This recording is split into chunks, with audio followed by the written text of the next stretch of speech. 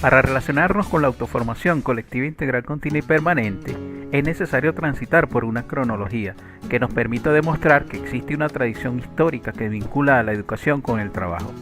Iniciemos este recorrido por los referentes históricos con Andrés Bello, quien propone que el hombre constituye el centro de todo el proceso educativo. Su propuesta sobre el fin de la educación como un mecanismo para generar la prosperidad nacional es ratificada en 1848 cuando afirma: no basta formar hombres hábiles en las altas profesiones, es preciso formar ciudadanos útiles. Otra de las voces influyentes en Venezuela lo representa don Simón Rodríguez, quien en el plano educativo es partidario de vincular el trabajo con la educación, promoviendo la creación de escuelas técnicas y agrícolas. Para Rodríguez es en la vinculación con la realidad donde se produce el verdadero conocimiento transformador. No puede quedar por fuera en esta cronología el hombre de las dificultades de nuestra América, Simón Bolívar.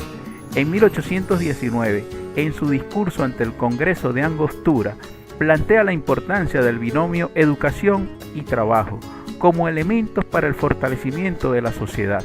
Nos plantea Simón Bolívar, al proponer la división de los ciudadanos en activos y pasivos, he pretendido excitar la prosperidad nacional por las dos más grandes palancas de la industria, el trabajo y el saber. Estimulando estos dos poderosos resortes de la sociedad, se alcanza lo más difícil entre los hombres, hacerlos honrados y felices. Esta afirmación es recogida en el texto constitucional de la República Bolivariana de Venezuela del año 1999. En su artículo 3 se señala que la educación y el trabajo son los procesos fundamentales para alcanzar los fines esenciales del Estado. A mediados del siglo XIX, Cecilio Acosta, humanista venezolano, realiza un ejercicio crítico sobre la educación en Venezuela, que lo recoge en el ensayo Cosas sabidas y cosas por saberse. Al igual que Rodríguez, Acosta plantea la necesidad de popularizar la educación. Descentralicemos la enseñanza para que sea para todos. Quitémosle el orín y el formulario para convertirla en flamante y popular. Este planteamiento lo concebía como elemento de desarrollo de la sociedad. La vida es obra y los pueblos que más obren serán los más civilizados. En una relación dialéctica con todo su entorno, ratificando que si el hombre no está en contacto con el hombre y la humanidad con la naturaleza, su patrimonio y su regalo, la felicidad pública, es una esperanza que se sueña, pero no una realidad que se posee. En el marco de la corriente modernista, don Mario Briceño Iragorri, en su ensayo Mensajes sin destino, expone cómo el desarrollo de la conciencia del hombre está vinculado a su propia experiencia. El hombre en sí, nada más que como individuo, vive en cuanto espera seguir viviendo, pero la conciencia del vivir le viene de la experiencia de haber vivido ya. Asumiendo la educación como proceso creador e instrumento para el logro de la unidad nacional, como elemento para alcanzar la consolidación del valor de conciencia nacional. Definido como humanista democrático, el maestro Luis Beltrán Prieto Figueroa trasladó los principios de esta tendencia hacia la educación, promoviendo el humanismo educativo y convirtiéndose en uno de los intelectuales más influyentes del siglo XX. Logró sistematizar los principios del movimiento reformador de la Escuela Nueva, que consiste en desarrollar las virtudes del hombre, colocándolo en su medio y en su tiempo, al servicio de los grandes ideales colectivos y concentrados en su tarea para acrecentar y defender valores que constituyen el fin supremo de la educación. Esta propuesta quedó reflejada en la creación del Instituto Nacional de Capacitación Educativa, hoy conocido como INSEE. De esta manera, el maestro Prieto se plantea vencer la tesis expuesta por el humanismo racionalista, que conlleva a la desvinculación del hombre con el medio ambiente y su época, y por el practicismo que atiende a la formación de técnicos y tecnólogos desvinculados de la realidad.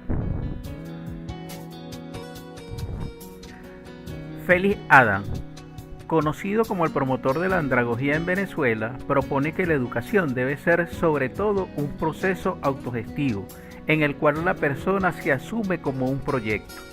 Indica Félix Adam que el hombre es un ser siendo, nunca deja de aprender y de ser. Es un proyecto que se construye día a día y se transforma conforme al componente energético de su esencia. Es por ello que el proceso educativo formal debe insertarse en ese otro más amplio que es la existencia humana, que tiene lugar a lo largo de toda la vida. Debe ser lo que él llama una educación permanente.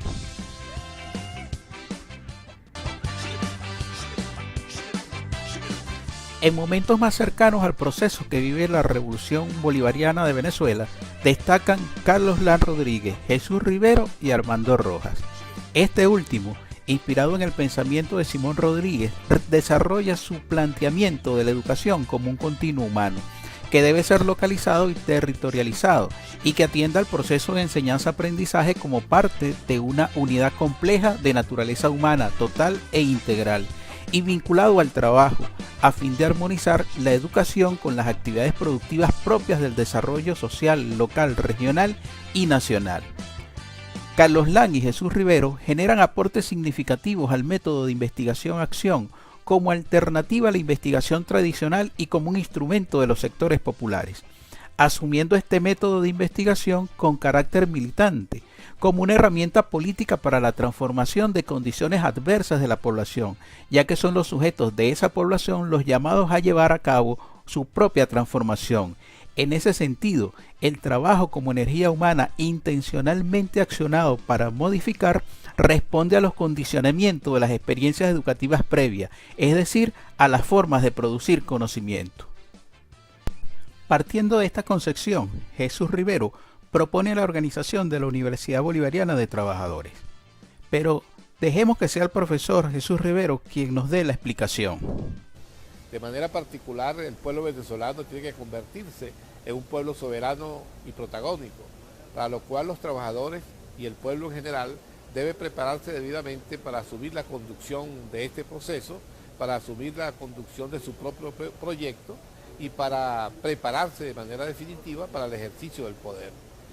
Porque solamente en la medida en que los trabajadores seamos capaces de estudiar científicamente la realidad, la vamos a comprender y por lo tanto estaríamos en capacidad de transformarla.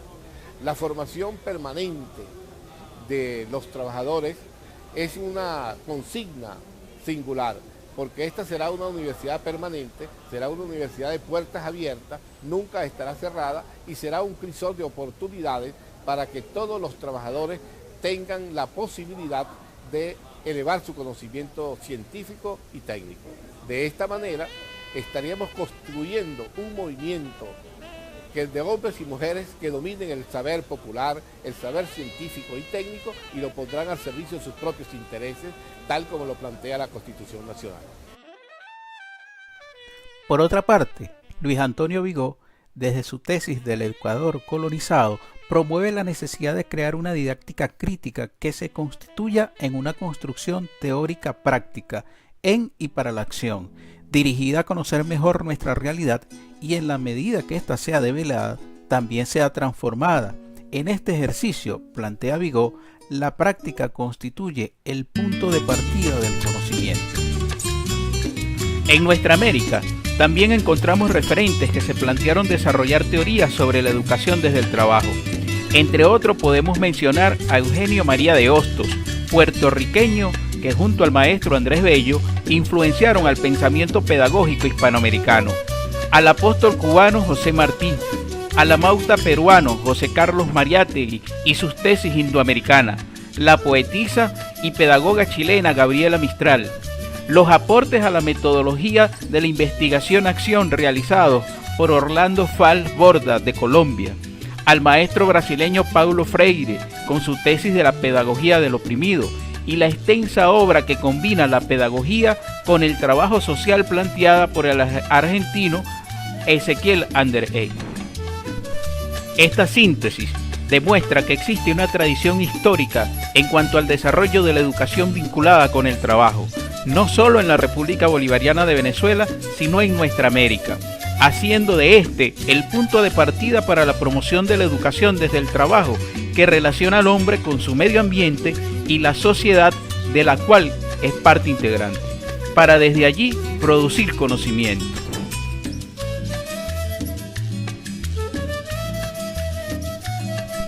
Ahora avancemos en el desarrollo que ha tenido la autoformación colectiva integral, continua y permanente en Venezuela, como propuesta que hoy se presenta como una política de Estado. El primero en proponer la idea fue precisamente Jesús Rivero, quien a partir de la práctica de la investigación-acción militante planteó que el conocimiento se genera de manera colectiva desde la práctica socioproductiva desarrollada por la clase trabajadora, y a este proceso lo llamó autoformación colectiva integral, continua y de calidad. Esta idea fue asumida por un grupo de trabajadores que, tras la recuperación de la industria petrolera, luego del sabotaje en los años 2002 y 2003 en Venezuela, le dieron continuidad a la lucha del profesor Jesús Rivero por crear la Universidad de Trabajadores, hecho que se concreta el 4 de noviembre del año 2008, cuando el comandante eterno Hugo Chávez Frías firma el decreto de creación de la Universidad Bolivariana de Trabajadores Jesús Rivero. Por primera vez aparece en un documento oficial la autoformación colectiva integral y permanente como estrategia de la clase trabajadora organizada en universidad. Luego, en el decreto de creación de la misión Alma Mater el 27 de abril del 2009, se incorpora la primera aproximación a la definición de autoformación colectiva integral de calidad y permanente.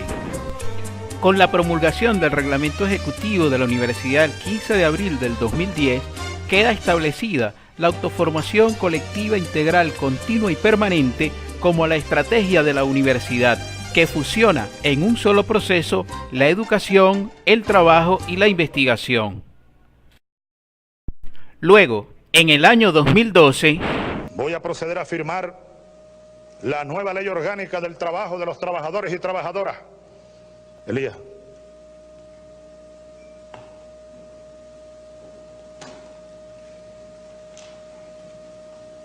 Una cámara que viera por ahí. Sí. Justicia social. Por todos los mártires.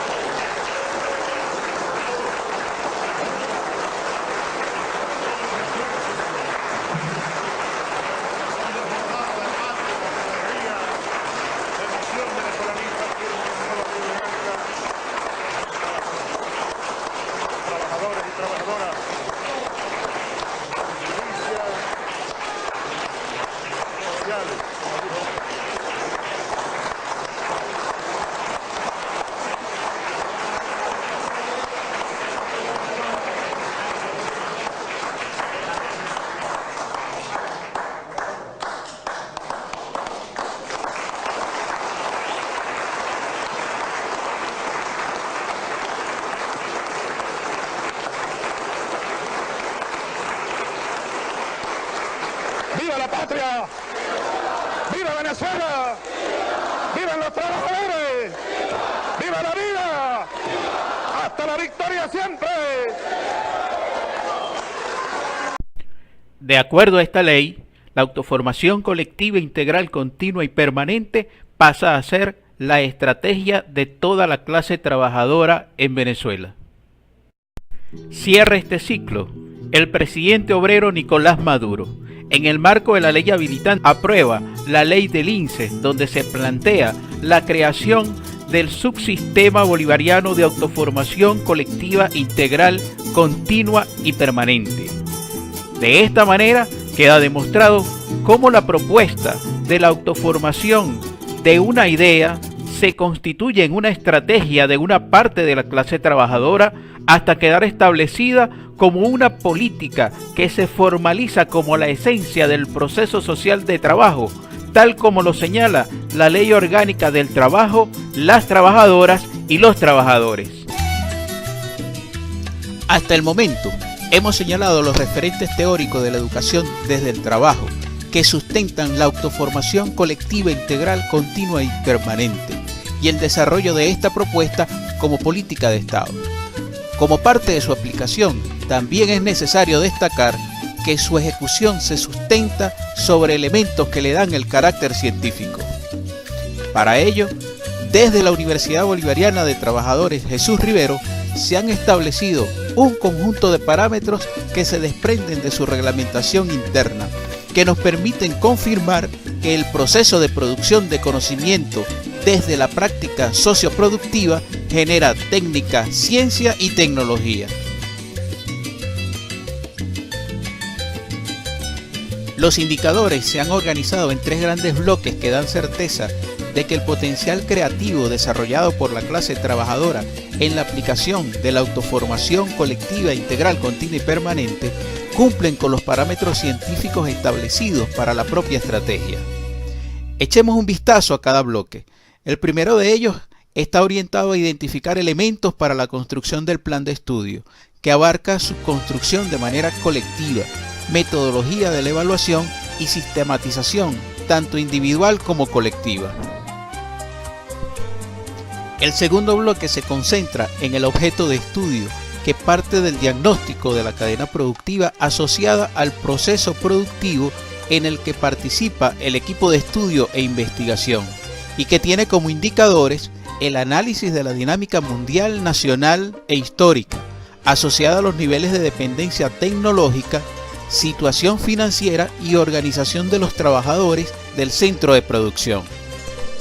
Mientras que en el tercer y último bloque vinculado con el proyecto, se identifican como indicadores del desarrollo técnico, científico y tecnológico la aplicación de los procesos de medición, elaboración de modelos matemáticos, simulaciones e ensayos experimentales, diseño y construcción, pruebas de funcionamiento, puesta en marcha, filosofía de funcionamiento, la sistematización y su socialización.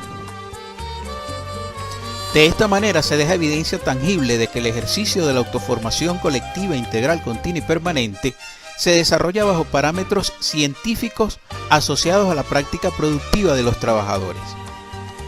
A manera de síntesis, hemos realizado un recorrido tanto por nuestros referentes históricos como por el desarrollo de la autoformación colectiva, integral, continua y permanente, vinculado a la educación desde el trabajo y su carácter científico en su aplicación. El presente trabajo ha sido realizado por Manuel Berroterán, trabajador de la Universidad Bolivariana de Trabajadores Jesús Rivero, para el Diplomado de Pedagogía Militar en el marco del Plan de Formación para la Transformación Estructural del Sistema Socioproductivo y el Estado, impulsado de manera conjunta con la Universidad Militar Bolivariana de Venezuela, para promover el debate sobre la materia tratada. Esperamos recibir tus observaciones por medio de los siguientes enlaces: